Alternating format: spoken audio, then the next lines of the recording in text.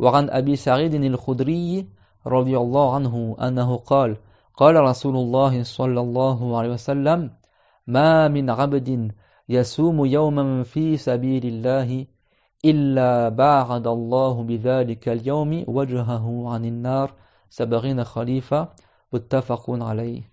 Donc Abu Sa'id al-Khudri, il rapporte que Dieu l'agrée du messager de Allah sallallahu alayhi wa sallam wa ala jami' ikhwanihi an-nabiyyin, que le prophète alayhi salam il a dit ma min abdin yasumu yawman fi sabilillah, il n'y a pas une personne, un esclave qui jeûne ne serait-ce qu'un jour dans la voie que Dieu agrée, illa ba'adallahu bidhalika al-yawm wajahu anin nar li 70 khalifa, sans que Dieu éloigne par ce jeûne-là qu'il a fait de ce jour de jeûne, il éloigne son visage de l'enfer, du feu de l'enfer, 70 automnes.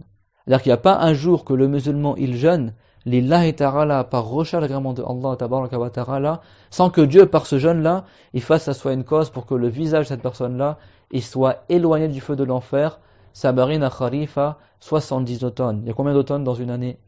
Un automne par an, il y a 70 ans. Il est éloigné 70 ans de marche. À chaque fois qu'il jeûne, un jour, lillahi ta'ala, avec bien sûr toutes les conditions de validation du jeûne, de validité du jeûne, qu'il soit musulman et qu'il s'abstienne de ce qui rompt le jeûne. Alors que dire de celui qui jeûne 30 jours de Ramadan? 30 jours de Ramadan. Il est éloigné 30 fois de l'enfer d'une distance de 70 années de marche. Sabarina khalifa. Et ça également, c'est un hadith qui est rapporté par Al-Bukhari et Muslim, un hadith muttafaqun alayh. Sabarina khalifa, c'est la distance de la profondeur de l'enfer. Si quelqu'un tombe en enfer, les mécrans, quand ils seront jetés en enfer, ils seront jetés tête la première en enfer. Comme Dieu l'a dit, Innal mujrimina fi dalalin wa su'ur. Yawma yushabuna fin nari ala wujuhihim dhuqu massa saqar. Inna kulla shay'in khalaqnahu biqadar. À dire, certes, les injustes, ceux qui n'ont pas cru en Allah Ta'ala, ils sont dans un égarement et dans un châtiment. Le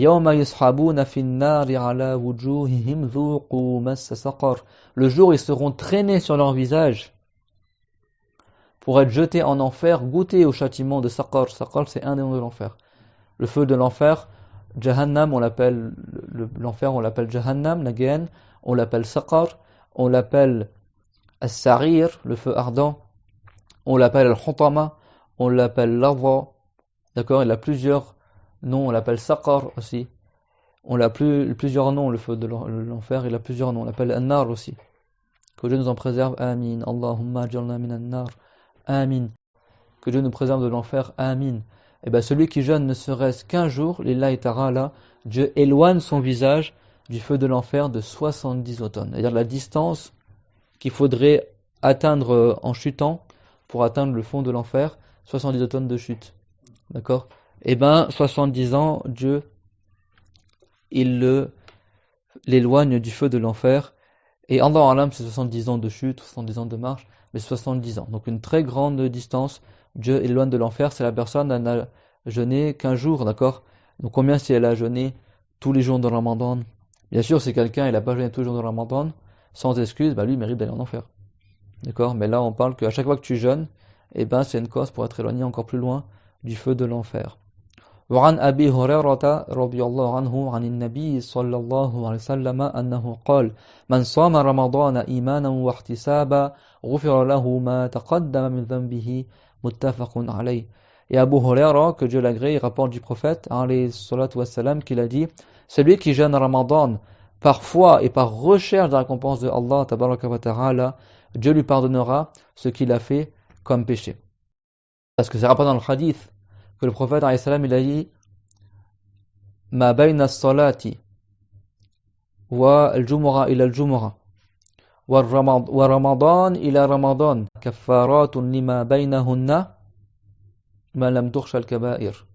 Ou comme il a dit alayhi salam, ça veut dire ce qu'il y a entre une prière et une autre prière, et entre le Jumu'ah et le Jumu'ah, et entre le mois de Ramadan jusqu'au mois de Ramadan, et ben ce qui se passe entre les deux, c'est pardonné par Allah tant que la personne n'a pas fait de grand péché. C'est-à-dire que si tu as jeûné le mois de Ramadan, et après pendant toute l'année tu n'as pas fait de grand péché, et après tu as jeûné le mois de Ramadan suivant, Dieu te pardonne tous tes petits péchés que tu as fait entre les 2 mois de Ramadan.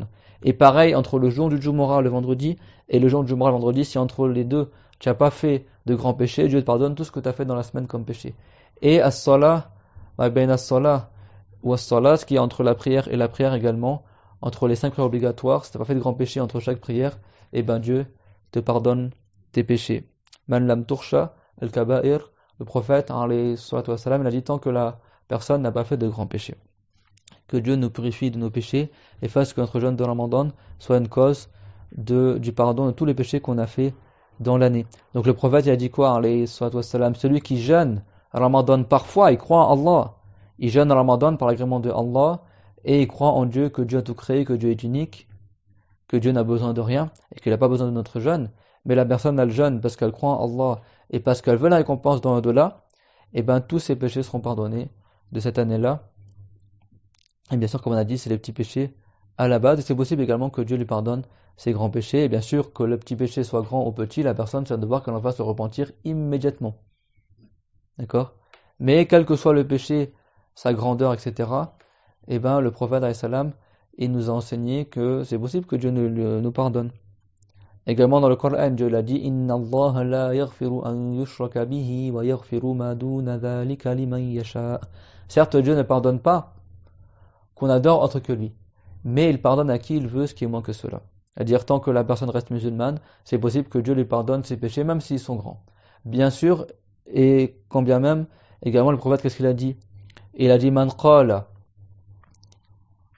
astaghfirullah alladhi la ilaha illa huwa al-hayyul qayyum wa atubu ilayh ghufira lahu. Ça veut dire, si quelqu'un dit astaghfirullah alladhi la ilaha illa hu, je demande le pardon de Allah, celui dont il n'y a pas d'autre Dieu que lui, al-hayyul qayyum, celui qui a pour attribut la vie, et sa vie elle n'a pas de début, elle n'a pas de fin, et elle n'est pas comme la vie de ses créatures, elle n'est pas faite de moelle, de sang, ni de chair, ni d'âme, ni de corps, ni de respiration, ni du fait de manger, etc.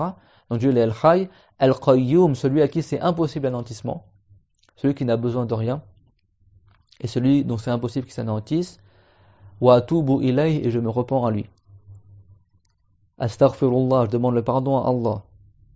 Alladhi la ilaha illahu, celui dont il n'y a pas autre Dieu que lui. Al-hayyu, celui qui a pour attribut la vie. Al-qayyum, celui qui ne s'anéantit pas. Wa atubu ilayh, et je me repens à lui. Dieu lui pardonne ce qu'il a fait comme péché. Walau kana farra min azahaf, même s'il avait fait des grands péchés comme fuir du champ de bataille à l'époque des conquêtes du prophète alayhi salatu wassalam. Donc il y a beaucoup de récompenses dans le fait de faire le demande de pardon à Allah tabaraka wa ta'ala. Et le prophète alayhi salam il a dit, Man istaghfara lil mu'minina wal mu'minat kutiba lahu li kulli mu'minin wa mu'minatin hasana. C'est-à-dire celui qui demande le pardon pour lui et pour les musulmans et les musulmanes, il a au nombre de chaque musulman et chaque musulmane une récompense. C'est-à-dire que s'il y a eu 300 milliards de musulmans depuis l'époque de Adam, il aura 300 milliards de récompenses. C'est-à-dire au nombre de tous les musulmans et toutes les musulmanes qui ont existé depuis Adam jusqu'à aujourd'hui, si tu dis une fois Rabbi ighfirli walil mu'minin wal mu'minat, tu as autant de récompenses que tout le nombre des musulmans qui ont existé depuis l'époque de Adam. Et bien plus que cela, certains savants ont dit c'est même possible que le nombre des anges y rentre dedans. C'est-à-dire combien de récompenses? D'accord? Et malgré ça, c'est pas meilleur que de jeûner le mois de Ramadan. Alors combien de récompenses dans le mois de Ramadan? Ça que le prophète, qu'est-ce qu'il a dit? Man sama Ramadan imanan wa ihtisaba ghufira lahu ma taqaddama min dhanbihi. Celui qui jeûne Ramadan, parfois il recherche des récompenses, Dieu lui pardonne tout ce qu'il avait fait comme péché. Allahumma ighfir lana, amin. وعنه رضي الله عنه أن رسول الله صلى الله عليه وسلم قال إذا جاء رمضان فتحت أبواب الجنة وغلقت أبواب النار وصفدت الشياطين متفق عليه.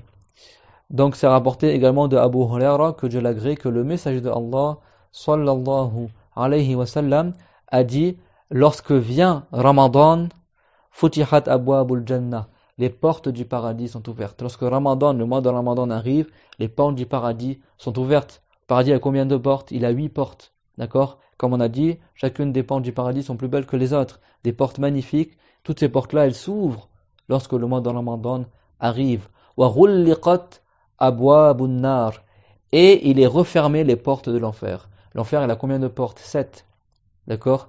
Des portes qui sont terribles, qui sont immenses, par lesquelles seront jetés, tête la première, les non-musulmans, en enfer, et seront embobinés dans des lourdes chaînes, entièrement serrés dans des chaînes de métal lourdes, et les anges, ils vont jeter tête la première en enfer, que Dieu nous en préserve. Amin.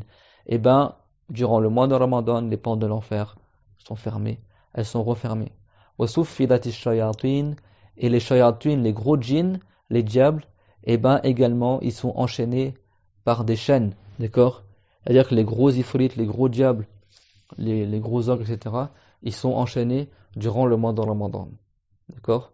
Donc la personne, elle est plus encline à faire des bonnes actions, elle a moins tendance à faire des péchés, et tu sens qu'il y a beaucoup plus de baraka, tu te sens plus léger, tu sens pas toute la pression des djinns des fois qui nuisent les gens, etc., parce que les gros djinns sont enchaînés durant le mois de Ramadan, d'accord? Même s'il reste avec nous notre âme qui nous indique de faire le mal, souvent, inna nafsa la'ammaratun bis-su', certes l'âme de la personne, souvent le commun des mortels, souvent leur âme elle leur demande beaucoup de faire des péchés, donc il faut quand même contredire ton âme, et également la personne n'est pas préservée de certaines tentations. Mais malgré ça, les gros djinns ils sont enchaînés durant Ramadan. Donc c'est un mois béni, c'est un mois mubarak. Et on termine par ce hadith, également rapporté par Abu Huraira. Donc le hadith précédent était rapporté également par Al-Bukhari et Muslim, et là le hadith rapporté par Abu Huraira et rapporté par Al-Bukhari.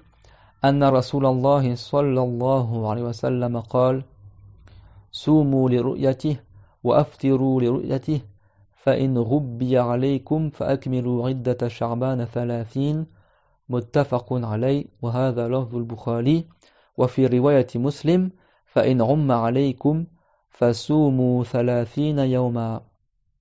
Donc c'est rapporté d'Abu Huraira que le messager de Allah sallallahu alayhi wa sallam قال, il a dit صوموا لرؤيته, jeûnez à la vision du croissant de lune, jeûnez à sa vision. وأفطروا لرؤيته وأفطروا لرؤيته, et arrêtez de jeûner Ramadan lorsque vous reverrez le croissant de lune, le croissant de Shawwal. فَإِنْ غُبِّيَ عَلَيْكُمْ فَأَكْمِلُوا عِدَّةَ شَعْبَانَ 30. Et si le croissant de lune vous est dissimulé, alors complétez le nombre de Sha'ban à 30 jours. Et ça, c'est un hadith rapporté par Al-Bukhari et Muslim. Et ça, c'est les termes rapportés par Al-Bukhari. Il y a plusieurs versions dans Al-Bukhari également. Et ça prouve que le jeûne de Ramadan, c'est pas par le calcul qu'on sait son début, mais par la vision du croissant lunaire. Et il y a des gens, ça leur plaît pas quand on dit ça. Une fois, on a parlé de ce hadith-là, il y en a, ils m'ont envoyé comme message, à chaque fois, ils citent que le hadith al-Bukhari, il y a que le hadith al-Bukhari. Non. Ce hadith est aussi rapporté par Malik dans le Muwatta, et aussi par l'imam Ahmed, et aussi par l'imam Muslim dans son Sahih, avec plusieurs versions différentes qui disent tous la même chose, qu'on ne jeûne que la vision du croissant lunaire. Et pour preuve que dans la version de l'imam Muslim, فَإِنْ غُمَّ عَلَيْكُمْ فَصُومُوا 30 يَوْمًا. Et si le croissant de lune vous est dissimulé, alors jeûnez 30 jours. Tu complètes le mois de Sha'ban également à 30 jours si tu n'as pas vu le croissant de lune de Shawwal, le mois qui suit Ramadan. وآخر دعوانا الحمد لله رب العالمين وصلى الله على محمد وعلى آله وصحبه وسلم. ربنا آتنا في الدنيا حسنة وفي الآخرة حسنة قنا عذاب النار. ربنا لا تزغ قلوبنا بعد إذ هديتنا وهب لنا من لدنك رحمة إنك أنت الوهاب.